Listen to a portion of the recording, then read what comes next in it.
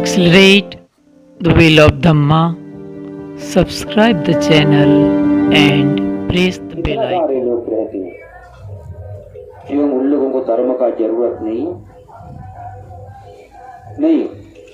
क्योंकि कभी उन लोग धर्म को अपने अंदर से देखा नहीं। जो व्यक्ति अंदर से धर्म देखता है उन्हें जहां भी धर्म का श्रवण होता है वहां जाता है, धर्म ग्रहण करने। क्योंकि एक ही धर्म आप 10 बार सुनेंगे, जब जितना सुनेंगे उतना ही उसका स्पष्ट होती। एक बार सुना तो समझ में नहीं आ सकता, बार बार सुनने से समझ में आ जाते हैं और स्पष्ट हो जाते। प्रवचन तो आज मुझे बहुत लंबी प्रवचन है, लेकिन मैं थोड़ा सा बोल दूंगा। बुद्ध भगवान ने धम्मचक्र प्रवचन में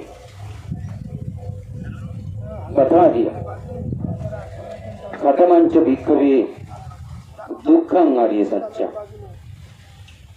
दुख आर्य सत्य भिक्षु क्या है?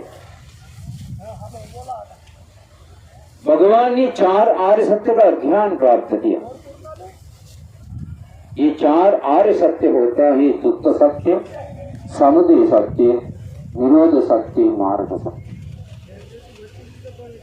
ये 4 से पहला सत्य दुख सत्य। और ये दुख सत्य क्या है उसका विवरण बुद्ध भगवान ने दिया। जाति भी दुख का जाति। अभी जाति कहा तो अलग अलग होती। अभी जो वर्ग होते हैं, प्राणी वर्ग, उसको भी जाति कहता। कौन सी जाति का ऐसे पूछता। लेकिन यह जाति माने जन्म होती। जन्म जिस कुल में लिया उसको भी जाति कहता है। सिर्फ जन्म कैसा होता है?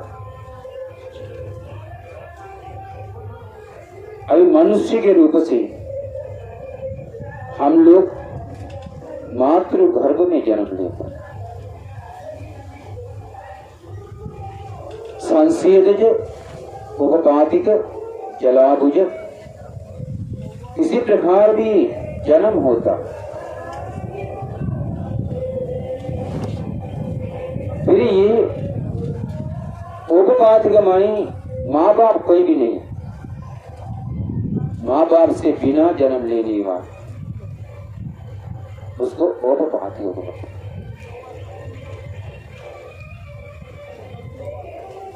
जो जाली जैसा होता है, यानी जो मेढक का अंडे आप लोग देखे होंगे, पूरा इकट्ठे जाली जैसे होता है, ऐसी जो जन्म लेता है उसको कहते हैं संसेदक।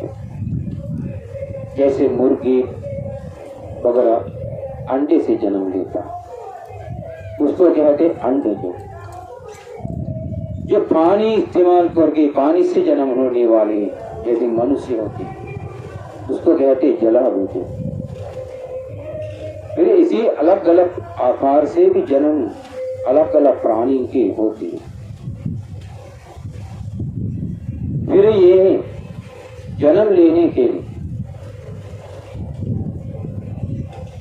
क्या जरूरत है? जन्म लेने के लिए महाभूतों का जरूरत और मानसिकार का जरूरत है, जीवित इंद्रिय का जरूरत है।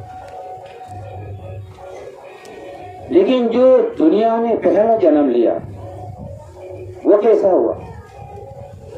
भगवान ने उसको ढूंढने के लिए मना किया। भगवान ने कहा आज जो परंपरा चल रहा है उसी को देखो, फिर उसी से तुम्हें जन्म कम कर सकता। इसलिए हम लोग आज जन्म लिया ये जन्म लेने के लिए हमारे अंदर पृथ्वी, आपो, तेजो, वायु,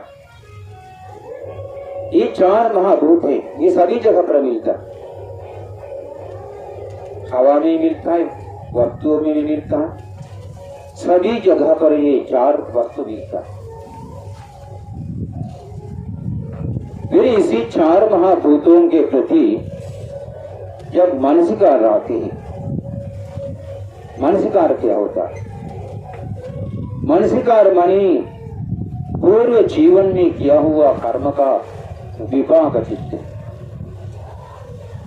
ये विपाक चित्त के साथ जीवित इंद्रिया, क्योंकि जब मरने वाले व्यक्ति आसन्न कर्म देखता, आसन्न कर्म देखने के बाद उनको कर्म विपाक चित्त उत्पन्न होता, उसी के साथ उसका प्राण निकल जाता। फिर ये कर्म चित्त के साथ निकल जाने वाले प्राणवायु दूसरे जगह पर पृथ्वी, आपो, तेजो, वायु, ये महाभूतों को पकड़ लेता। फिर वहां पर एक प्राणी निर्माण होता। ये प्राणी किस प्रकार का है? ब्रह्म है, देवता है, मनुष्य है, कोई जानवर है, ये बता नहीं सकते, क्योंकि सभी के अंदर ये चार महाभूत, मनसिकार, जीवित इंद्रिय होता, आकार देने वाला पुण्य। जो मनसिकार के अंदर जो कर्म है, जिस कर्म के विपाक से ये विपाक जितना आया, उसी विपाक निर्माण किया हुआ कर्म है, उसी कर्म के अनुसार ये प्राणी को आकार दिया जाता है। यदि कर्म पुण्य है, देवता ही बन सकता है या मनुष्य ही बन सकता है। ये कर्म अकुशल है, वो किसी भी जानवर या राक्षस, प्रेत, ऐसा कोई भी बन सकता। उसी को कहते हैं जाति। ये जन्म होता है, उसको जाति कहता है।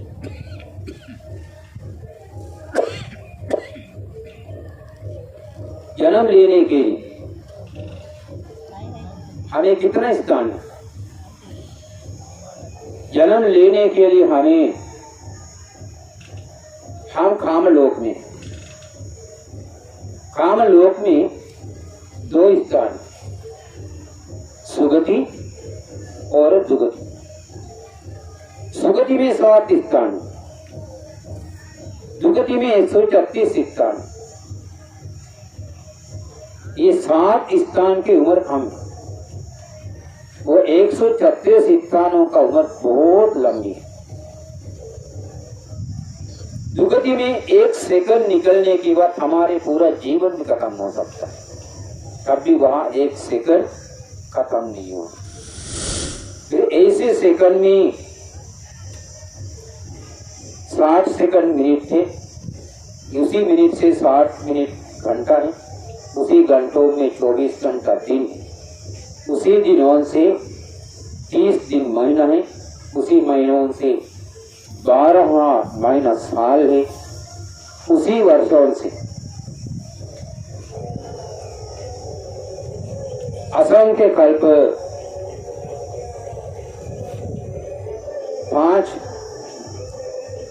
वहां का उम्र। फिर सोचिए, वहां गया हुआ व्यक्ति को वापिस आने के लिए कितना समय लगता है। सुगति में जो दिव्य लोग थे, एक मनुष्य लोग, मनुष्यों की उम्र बहुत था, बाकी लोगों की मनुष्यों से थोड़ा थोड़ा ज्यादा।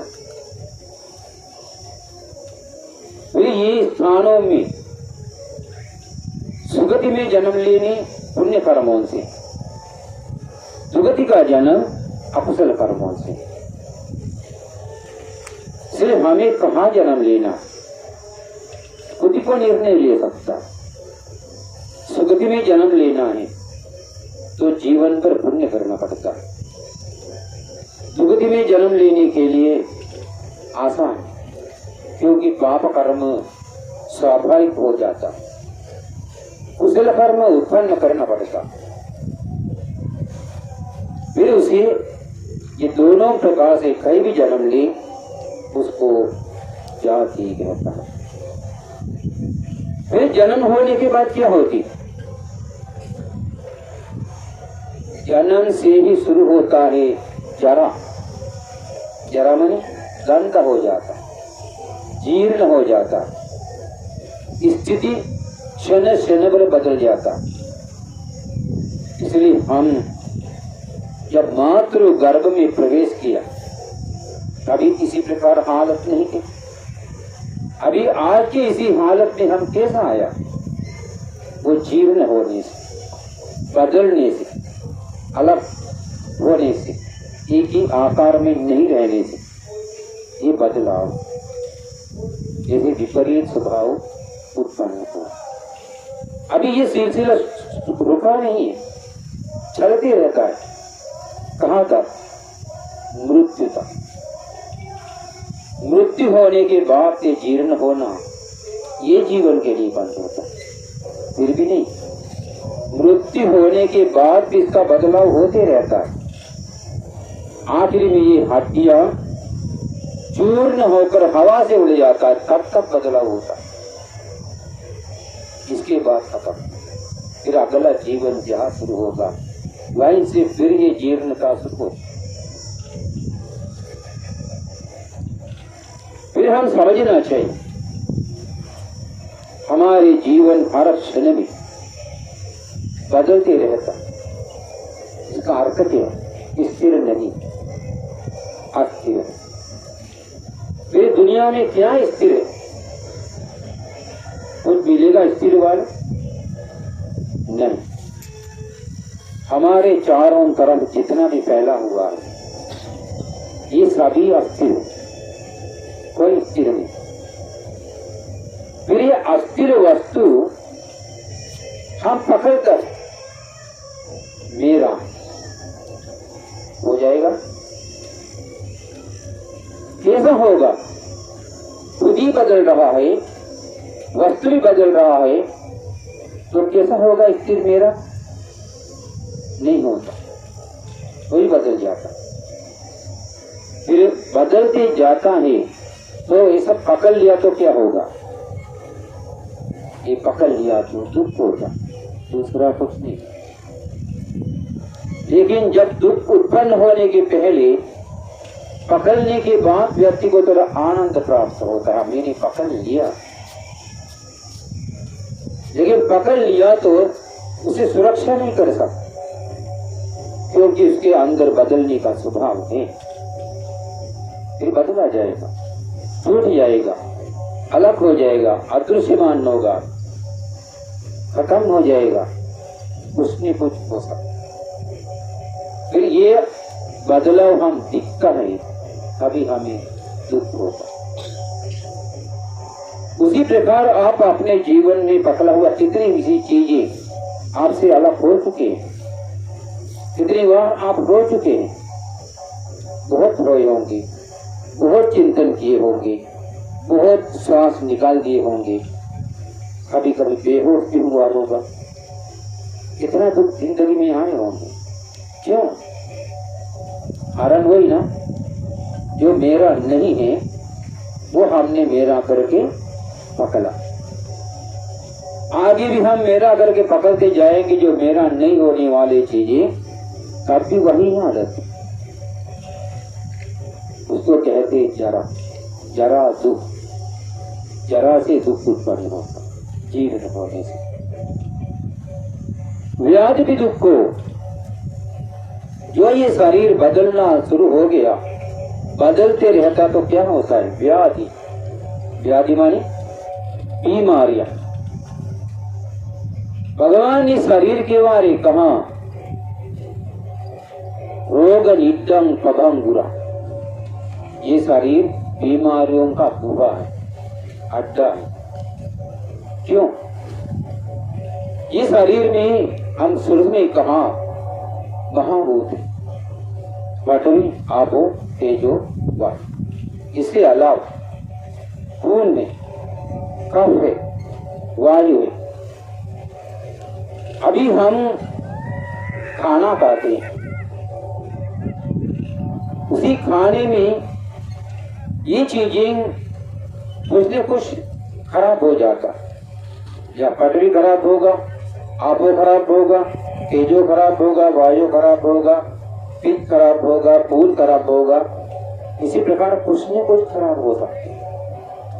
अभी एक चीज खराब हो गया तो वहीं से हमें बीमार, कुछ न कुछ बीमारियां निकल जाती।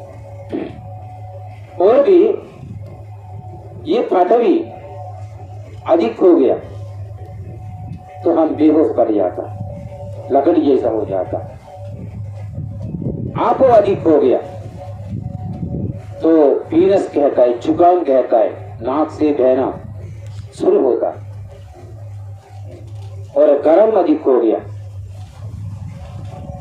रक्तचाप कहता, पागलपन कहता, शरीर इधर उधर से कटना शुरू हो जाता।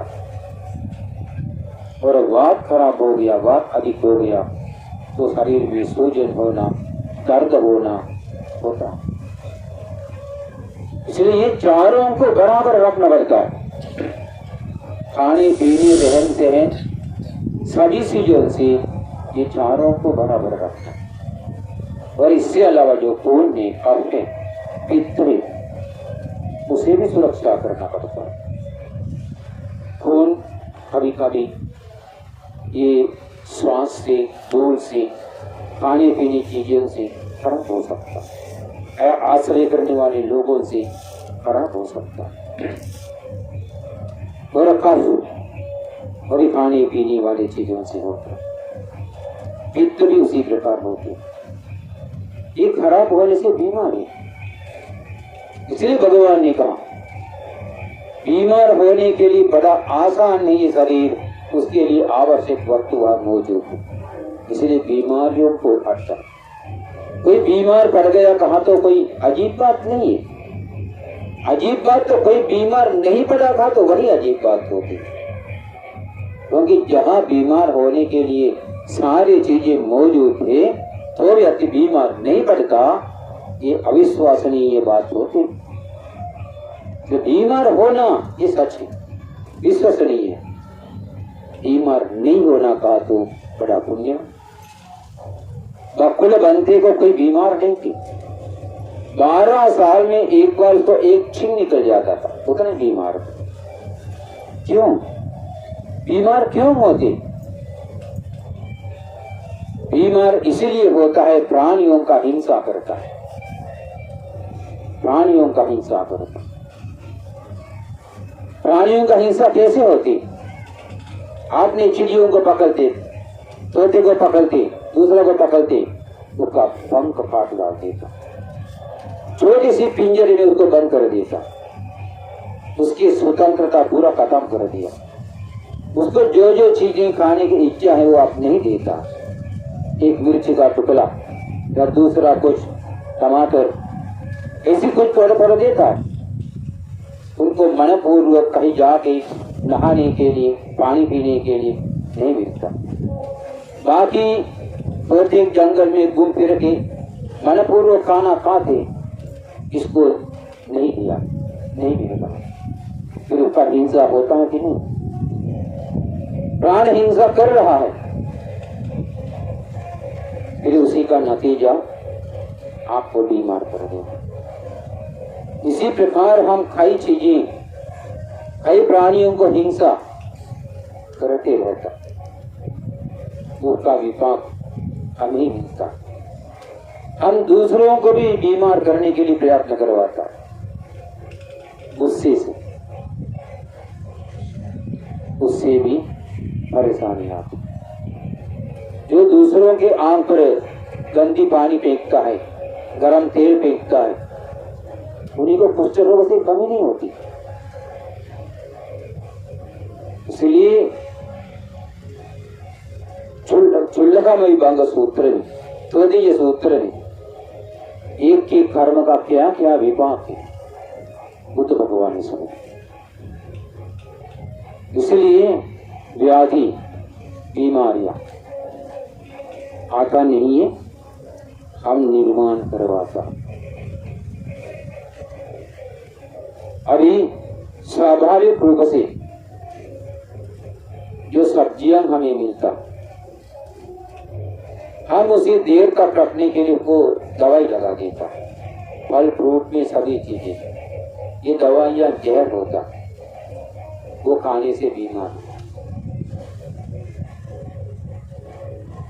इसी प्रकार हम जो चीजें जमीन से निकला पकाया खाया, आजकल हम क्या करते, एक दिन पकाता है 7 दिन तक फ्रिज में रखकर खाते रहता। जो फ्रिज में रखकर खाना वो भी बीमार का कारण, फ्रिज का खाना खाने से बीमार होता। थोड़ा देर के लिए रखा तो कोई बात नहीं, कई दिनों तक रख के हम उसको खाते रहता। ऐसा हम लोग बीमारियां निर्माण करवाता। व्याधि, इसके बाद क्या होता है? मृत्यु। मृत्यु क्या होता है? जो पृथ्वी आपो तेजो वायु, ये महाभूतों को पकड़ा हुआ दो चीज है, मनसिकार और जीवित। ये दोनों, ये चारों को छोड़ देता, तभी क्या होता? मृत्यु। मृत्यु होने के लिए कई अवस्था। ये जीवन बढ़ने के लिए हम क्या करते? श्वास लेते। श्वास लेने में पंच स्कंद अंदर निर्माण होता। हम श्वास छोड़ते हैं, फिर वो पंच स्कंद मर जाता, फिर श्वास लेता है, फिर जन्म होता। इसी प्रकार श्वास के बल पर चढ़ता। लेकिन जिस वक्त हम छोड़ा हुआ श्वास वापिस नहीं लिया, तो ये टेम्पररी मृत्यु पक्का हो जाता, मर गया होता। श्वास बंद होने से मर जाता, खाना पेट में खराब होने से मर जाता, सांप काटने से मर जाता, गोली लगने से, चाकू मारने से, डंडे से मारने से मर जाता। मृत्यु कई प्रकार से ऐसा आ सकती है, लेकिन जो भी प्रकार मृत्यु हमारे पास आएंगे, उसी के संबंध का संसार में किया हुआ किसी कर्म के साथ जुड़ा हुआ रहता। सिर्फ आप भी जानते नहीं, आपके मृत्यु का कौन सी कर्म ने आपके जीवन के साथ संबंध नहीं जानते। लेकिन मृत्यु होने के बाद समझ सकता किसी का कर्म वही था जो आज किसी प्रकार मृत्यु हो गया, समझ सकता।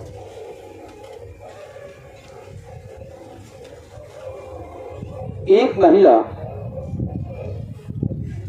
एक बकरी का गला काटती, फिर उसी महिला जब जब जन्म लेता है उसका गला काट कर ही मारता है। वो बकरी के शरीर में जितना बाल थे, उसी बाल के प्रमाण उनका गला भी बार बार काटते हैं। ये कर्म का अनुभव है। इसलिए पुराने लोगों ने कहा, करन कालट पाओ मेरी यमी से, विंदीन कालट तुम तेरी वेगिनी से, अंदीन ने पाओ दूरलन उपदेसे, नतून में नवी तुन दुर आवकासे। जब पाप कर्म करता है, मधु जैसा बड़ा मधुर होता है। जब उसका विपाक भोगने लगता, आग से जलना जैसा जलन होता। ये कारण को अच्छे से समझकर तीनों द्वार, काया द्वार, वची द्वार, मनोद्वार, पाप कर्म के लिए नहीं छोड़ना है।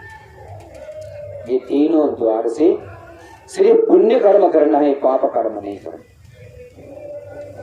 ये लोगड़ संग्रह करके एक धर्म ग्रंथ, पूरा उपदेश से धर्म कैसे जुड़ा हो, श्रीलंका में, यहाँ तो पता नहीं, उसी में लिखा है। इसलिए हम समझना चाहिए, कर्म हम अपनी काय से करते, वाणी से करते और मन से करते। ये तीनों द्वार से किया हुआ किसी कर्म जहां भी हम जन्म लेता वह हमारे जन्म भी निर्णय कर लेता, मृत्यु भी निर्णय कर लेता। फिर इसके आगे क्या, जो जन्म मृत्यु होने के पहले और भी चीजें हमें होता क्या है, अप्रिय ही संयोग दुख, अप्रिय लोगों को संपर्क में आना। अप्रिय कौन है? जो व्यक्ति के प्रति हमारे पसंद का बिल्कुल नहीं, उसी को मारने के लिए चित्त तैयारी नहीं, उसी को दूर रखना चाहते या उससे दूर रहना चाहते, ऐसी व्यक्ति को हम अप्रिय व्यक्ति कहता।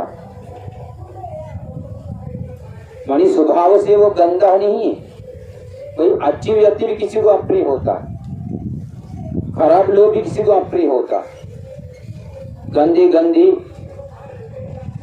स्वभाव के लोग भी अप्रिय होता।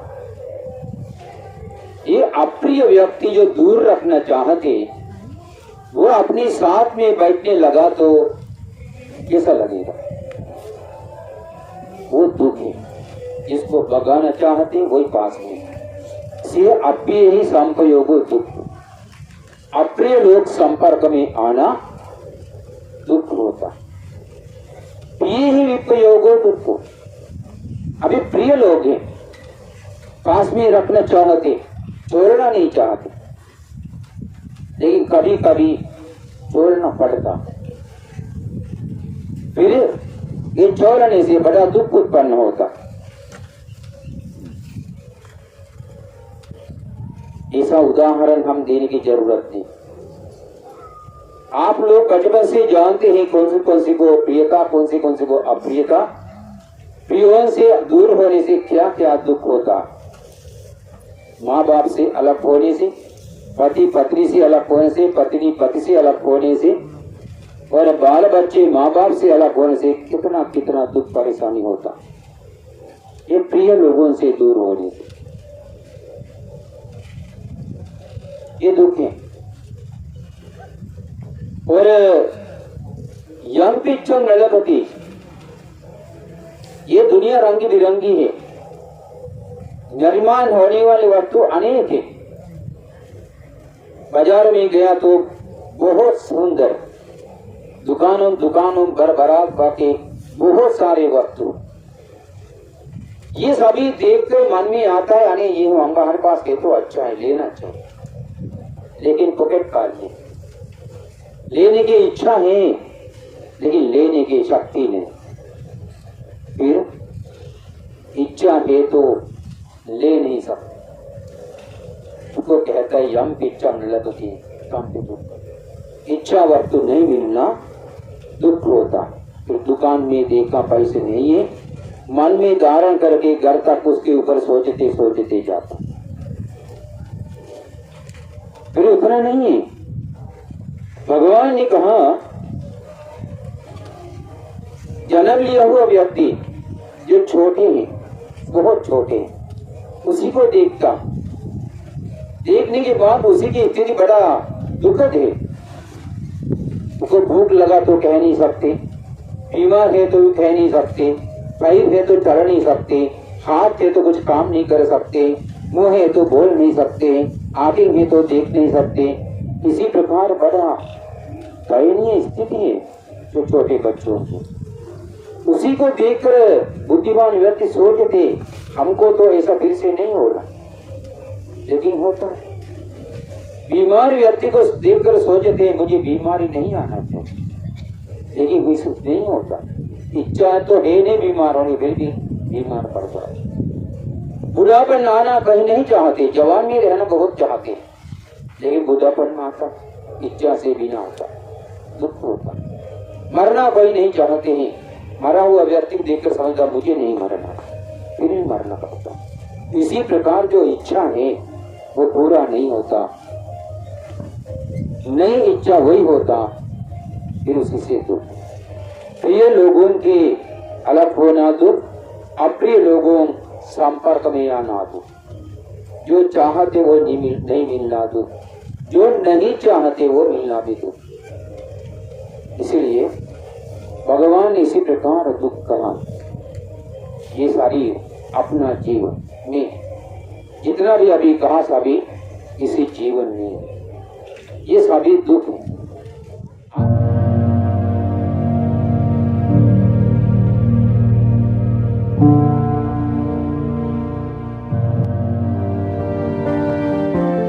To accelerate the wheel of Dhamma, subscribe the channel and press the bell icon.